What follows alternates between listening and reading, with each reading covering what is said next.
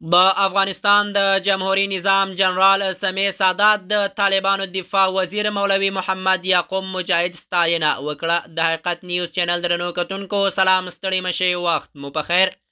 په سر کې یادونه کوم که حقیقت نیوز چینل مو نوی سبسکرایب کړئ، په درنښت سره همدا اوس یې سبسکرایب کړئ ترڅو زموږ مهم او تازه خبر تر ټولو د مخه تر تاسو ورسیږي.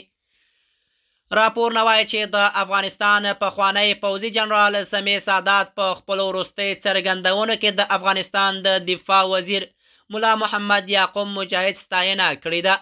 د خپره شویو معلوماتو له مخې جنرال سمیع سادات ویلي چې د افغانستان د خاورې دفاع او د هیواد د ملي حاکمیت ساتنه د هر افغان مهم مسؤلیت دی. نوموړي زیاته کړې چې هر هغه څوک چې د هیواد د خپلواکۍ او ملي ګټو د ساتنې لپاره هڅې کوي باید وستایل شي. د راپورونو له مخې سادات د خپلو خبرو پر مهال ویلي چې ملا یعقوب مجاهد د افغانستان د دفاع برخه کې مهم رول لوبوي او د هغې هڅې درناوي وړ دي. نوموړي ویلي چې د هیواد د امنیت او ثبات لپاره د قوي ارادې او ګډ کار اړتیا ده.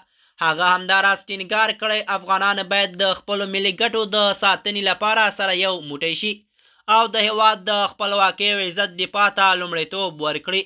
په همدې حال کې یو شمېر شنونکي وایي چې د افغانستان د پخوانیو پوځي چارواکو لخوا دا ډول څرګندونې ښایي چې د هیواد د ملي ګټو د خاورې د دفاع موضوع د ټولو افغانانو لپاره مهمه ده، خو تر دې دمه د دې څرګندونو په اړه رسمي جزئیات نه دي خپاره شوي. ځینې سرچینې وایي چې دا خبرې د ټولنیزو رسنیو له لارې خپرې شوي دي او لا هم د رسمي تایید انتظار کیږي. کارپوهان وایي د افغانستان امنیتي او سیاسي وضعیت لا هم حساس دی او د هیواد ثبات لپاره د ملي یووالي پیاوړتیا او ګډ کار اړتیا ډیره مهمه بلل کیږي. په پای کې ویل کیږي چې ډیر افغانان هیله لري چې د هیواد ټول سیاسي او پوځي شخصیتونه به د افغانستان د ثبات، امنیت او پرمختګ لپاره ګډ کار وکړي او د هیواد د ملي ګټو ساتنه به خپل لومړیتوب وګرځوي. د حقیقت نیوز چینل درنو کتونکو زموږ د نن ورځې چمتو شوی خبر تر همدې ځای و. تر بیا مو په الله سپارم.